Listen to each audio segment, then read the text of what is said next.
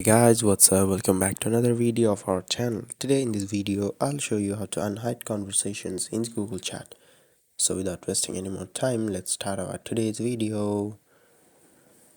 If you want to unhide someone in Google Chat, first of all, find the user. Go to the search bar and search the user's Gmail address. Here you can see I'm searching the person's Gmail address. When you click on the username, it will show you the chat. What you have to do, just send a message. Here you can see I've already sent a message and there is a notification here. Your chat is unhidden, you can see in the bottom of the screen. So that's it guys, hope you like this video. If you found this video helpful, don't forget to hit the like button and subscribe to our channel.